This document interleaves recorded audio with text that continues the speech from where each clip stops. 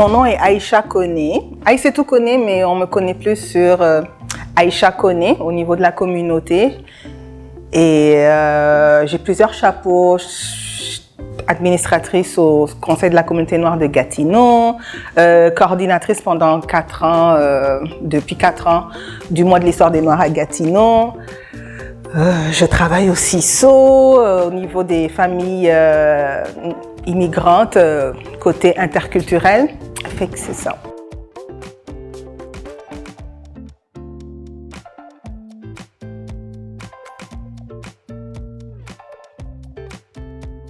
Mon Dieu, je suis beaucoup dans l'événementiel, donc l'impact a été majeur, on s'entend. Il n'y avait plus rien en présentiel, fait que du coup, il fallait qu'on trouve une manière de regrouper les personnes et de manière virtuelle, ce qui n'était pas évident au début, mais tu sais, après la première, ça fait 2 ans maintenant, le mois de l'histoire des Noirs, parce que je coordonne cet événement-là pour la ville de Gatineau. Ça a marché, ça a été une grande surprise. Je n'étais pas très à l'aise avec parce que moi, je suis très contact humain.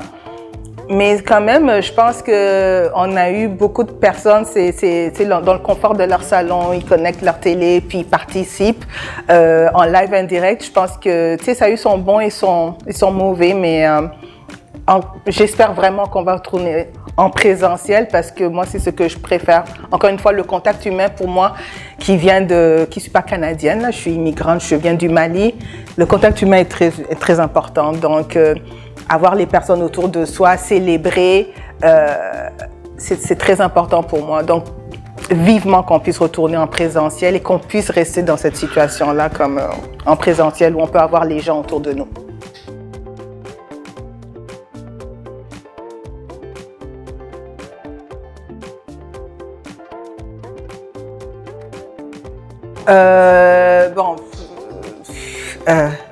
Non, bon, dans le sens que je suis pas une entreprise, mais c'est sûr que nous, on a fourni l'aide dans le sens que nos activités, aussi bien au Conseil de la communauté noire de Gatineau ou même les événements que j'organisais, parce que je suis aussi coordinatrice de mon association de quartier, l'ARP. On essayait de briser l'isolement. Donc, on avait des subventions, on recevait des subventions pour pouvoir créer des activités justement pour briser cet isolement. Je travaille beaucoup dans le communautaire et je voyais ce que la pandémie avait fait aux personnes qui sont déjà isolées d'une certaine manière. Beaucoup de nouveaux arrivants, on a reçu beaucoup de nouveaux arrivants. Les gens pensent que, tu sais, comme tout était bloqué, personne ne rentrait, mais on a eu une autre vague de nouveaux arrivants et oui, l'isolement, c'était terrible ce que je voyais sur le terrain. Donc oui, on a reçu des aides, des subventions que moi j'appelle, pour pouvoir faire des cafés-causeries, même si c'était en virtuel. Moi, je me déplaçais encore chez les personnes pour pouvoir faire des visites de bienveillance avec bien sûr le masque, les visières. Donc, dans ce sens-là, c'était pas la même chose que les entrepreneurs ou les magasins ou les marchés, mais je recevais de l'aide de manière indirecte pour pouvoir faire des activités pour briser, comme j'ai dit, l'isolement. Et puis, tu sais, on avait un projet éclaireur où justement, on allait dans la communauté pour viser peut-être des personnes qui avaient besoin d'aide, surtout dans le sens santé mentale. Pour pouvoir leur apporter un certain soutien et puis aussi bien moral qu'émotionnel.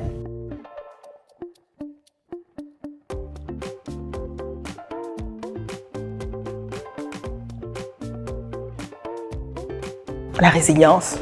Je pense que le peuple, si je peux dire, ou la communauté noire, on est une communauté assez résiliente. On rebondit. Ça nous prend peut-être du temps pour rebondir, mais on rebondit sur certaines situations, puis on a montré une certaine force, on s'est serré les coudes. Malgré tout ça que j'ai vu, qu'il y avait une certaine solidarité pour pouvoir se sortir de cette situation-là qui était malheureuse pour tout le monde, je n'en dis qu'un peu, mais les communautés noires, la pandémie a affecté, bon, non seulement tu sais, côté santé, c'était beaucoup plus difficile, donc c'est là que j'ai vu que comment on était fort. On voulait faire partie de la situation, de la solution au fait, plutôt que de faire partie du problème. On s'est dit, ben ok, qu'est-ce que tout de suite les gens se sont mobilisés. C'est là que j'ai vu, OK, s'il y a des personnes qui sont isolées, comment on peut trouver une solution, encore une fois, pour les faire sortir de ce trou-là, de cet isolement mentalement. C'est là où j'ai vu les médecins essayer de trouver, tu sais, comme de sensibiliser les gens. Fait encore une fois, c'est ça qui m'a marqué, puis qui me rend tout à fait fière aussi, c'est cette résilience-là, comme quand il y a une certaine adversité, on se soude et puis on se tient les coudes pour pouvoir sortir de là.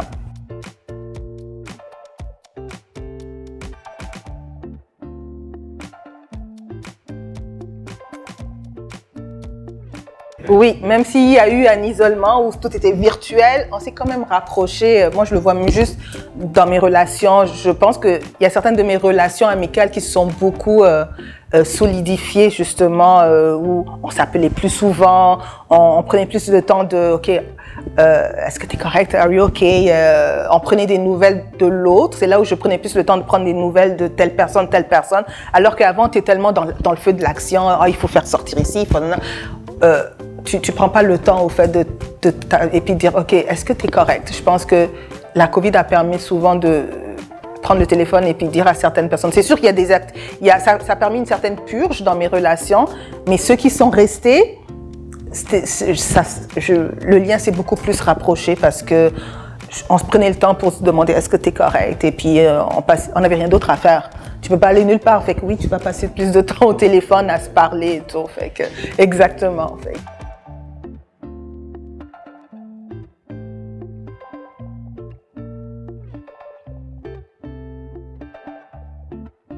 Ben, écoute, moi, le mot espoir, je pense qu'il a pris une autre dimension avec cette pandémie-là, j'espère, comme c'est tout ce que je peux dire.